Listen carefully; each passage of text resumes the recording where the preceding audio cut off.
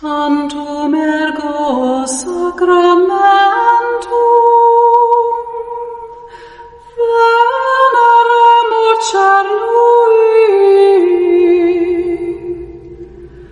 et antiquum documentum novo cedere tui prestet vide supplementum sensum defectui.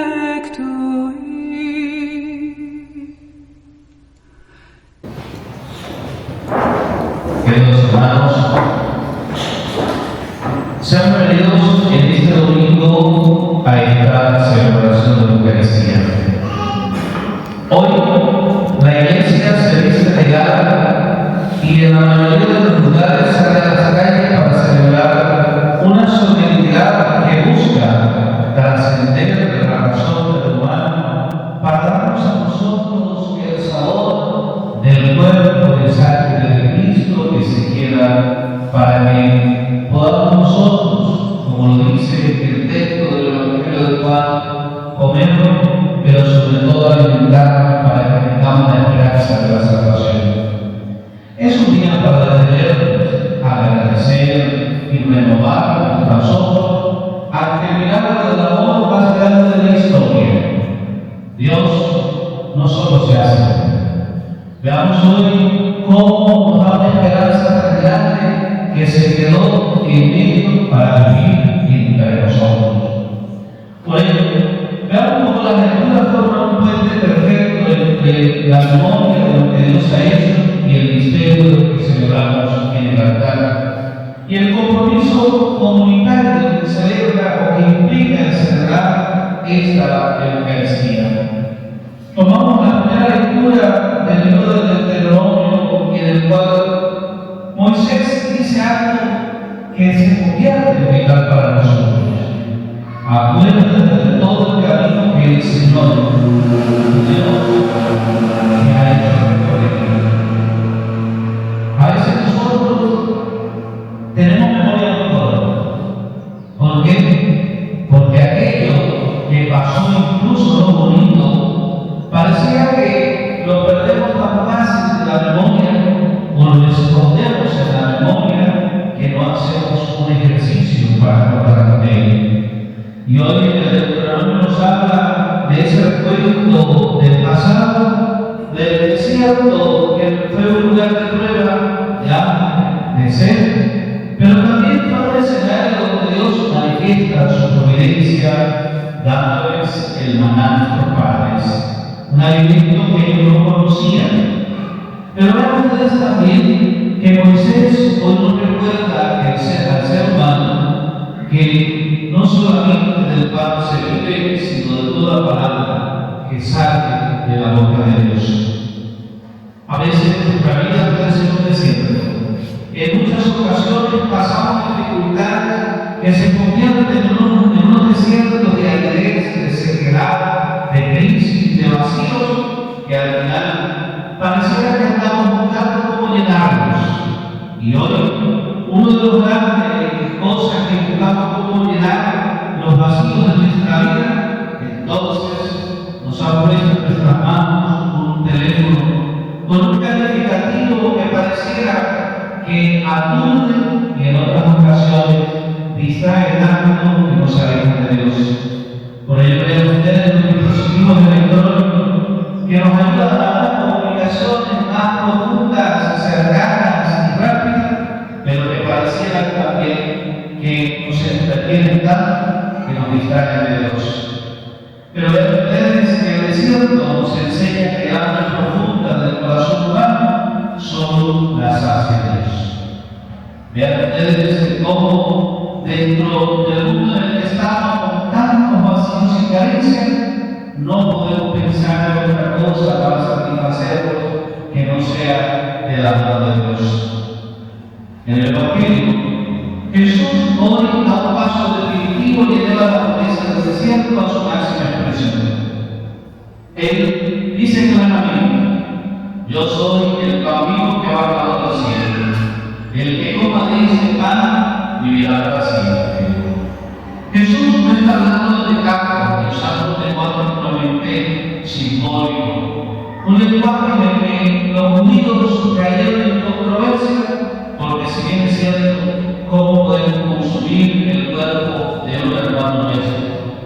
Pero vean ustedes que las palabras de Jesús hoy son directas y realistas, que a muchos de los que escuchaban les pareció un escándalo. Ni carne verdadera comida, ni sangre verdadera bebida.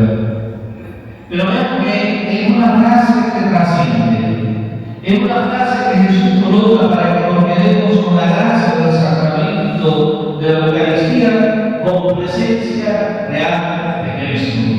Y aquí cabe destacar que aquí no es lo que dice llamarse católicos, pero que aún me dice, Padre, yo no voy a la iglesia, yo rezo con Dios en mi casa, yo me confieso con Él en mi casa, yo lo hago todo desde mi casa, pero yo no voy, pero yo soy muy bueno. Pero al final, vean ustedes que termina siendo una teoría tan aislada de lo que Dios quiere de nosotros, porque vean, Jesús hoy nos invita a que cada día contemplemos y saboreemos su presencia. Cuando ustedes tienen un novio o una novia, no se puede pretender tener una relación a lo lejos. ¿Por qué? Porque aún cuando la tecnología nos pone a ver desde una pantalla a esa persona, aún así hace falta esa presencia, ese roce con la realidad, pero sobre todo ese cara a cara que nos lleva a nosotros a alimentarnos mutuamente. Por ello, al comulgar entramos en una intimidad tan profunda con Dios que Jesús la define con una palabra hermosa de la cual hoy podemos reflexionar: permanecer. ¿Cómo permanecer de la mano de Dios? Por ello, insiste Jesús: el que come mi carne y mi sangre permanece en mí y yo en él. Por ello, comulgar un acto social tampoco implica orar.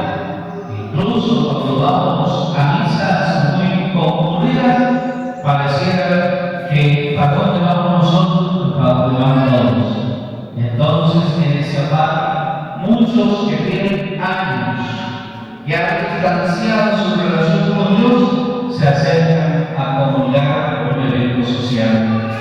Pero vean ustedes que todo esto nos lleva a Jesús a entender el valor que sus sentimientos se hagan nuestros. Cómo permanecer en la mano de Dios, que su capacidad de amar transforme también nuestra debilidad. Vean entonces cómo la Eucaristía no es un asunto privado de Jesús y mío.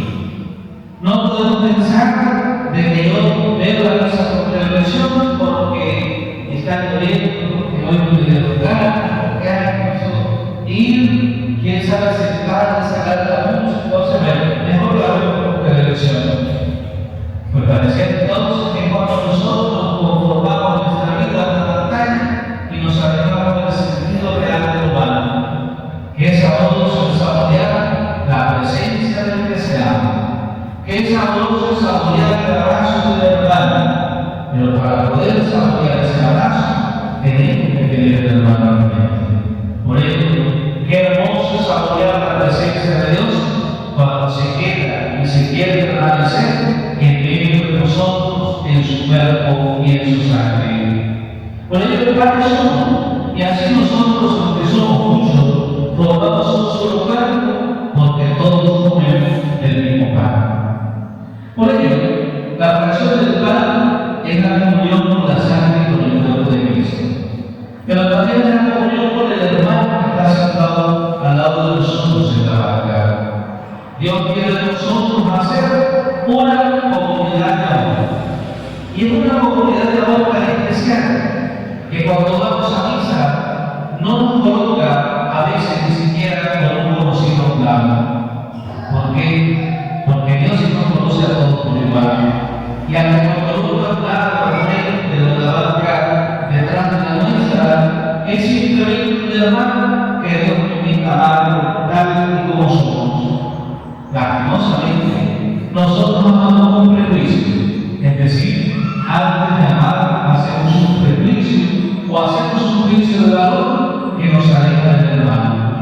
Y vean lo curioso, Dios no se hace presente simplemente para unos, Dios quiere hacerse presente para todos. ¿Por qué? Porque Él no tiene prejuicio, Él nos conoce tal y como somos y nos ama tal y como somos. No podemos ocultar con la cabeza que es Cristo si despreciamos a su pueblo, que son nuestros hermanos. A veces nosotros queremos pretender decirle al mundo que yo soy un pueblo, pero cuando vemos a alguien que no me cae, ya casi que hago todo un juicio de valor peyorativo con esa persona que no me cae.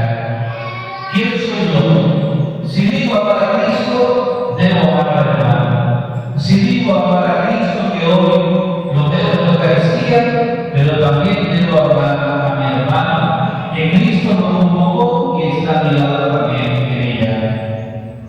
Vean entonces, todo lo que decía es el sacramento de unidad. Nos exige romper el egoísmo, derribar los muros de indiferencia y preguntarnos: si todos sacrificamos del mismo Cristo, ¿por qué permitimos tanta división, tanta maldad, tanta chispa, tanto rencor, tantas cosas que fracturan la razón de la unidad que Dios quiere de nosotros? Por ello, vean ustedes que para el cristiano que vivimos sumergidos en este siglo, marcados por la interconexión digital, el individualismo, las crisis sociales, el constante sensación de risa, la Eucaristía y la fe y la presencia real de Cristo no son simples emociones del pasado. Hoy, el Papa León, en su recorrido por Madrid con el Santísimo, decía que el recorrido con Jesús sacramentado no se convierta sino en una presencia real de Cristo, del cual necesitamos testimoniar. Que eso sea lo que nosotros cada día nos llame, nos motive. Que una procesión con el Santísimo no sea ir detrás del otro, a ver qué es lo que otro hace. Es adentrarme en un camino con Cristo para testimoniar en medio de lo que somos. Vean ustedes que son en el sentido más estricto de la realidad. No es una devoción del pasado, es una fuente de salud mental y espiritual y el motor de la verdadera devoción comunitaria.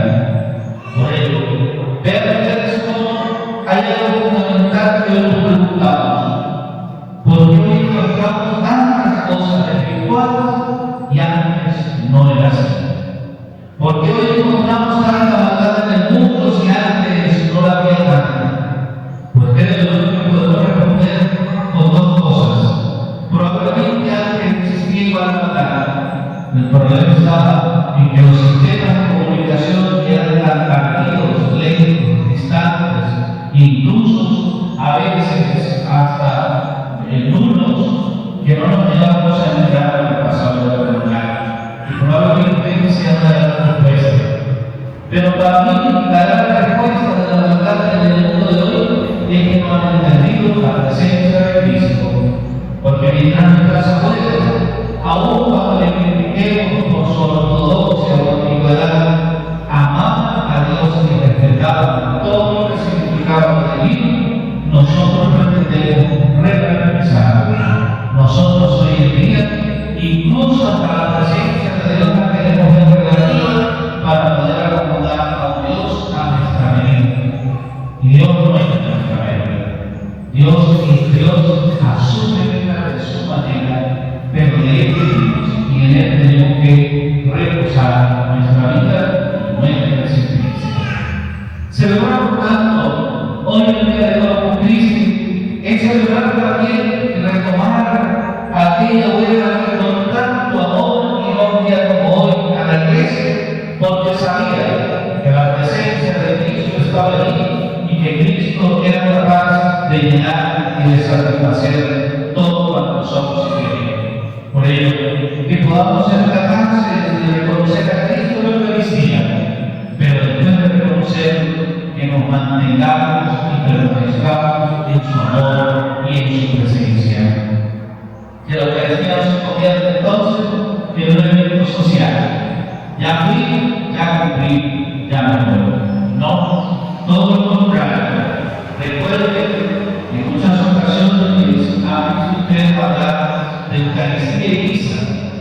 Son y no son iguales o diferentes en mí. La Eucaristía y la misa tienen un sentido económico, supongo que sí.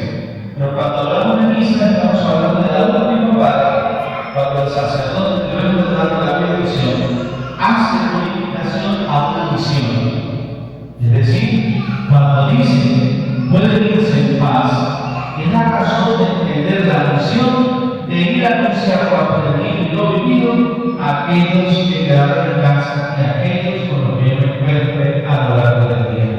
La misa no solamente termina cuando le damos la bendición, pues no, la misa continúa en la misión y por eso misa dice de misión, la misión es anunciar, es decir, anunciar lo vivido, anunciar lo encontrado. Cuando ustedes, por ejemplo, van a un concierto de un artista favorito y brincan, saltan, quedan sin voz, al otro día sin voz, a todo el mundo le dicen lo vivido. Bueno, así debemos hacer nosotros con la celebración de la Eucaristía. Quedarnos sin voz de hablar de Cristo.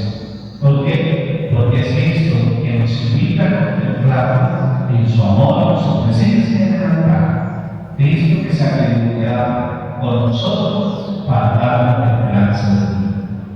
Continuemos con nuestra celebración, pongamos en manos del Señor, cuidado que sea ese mismo Dios el Señor, el que siempre dará su gracia en nuestras vidas. Genitori, genitori.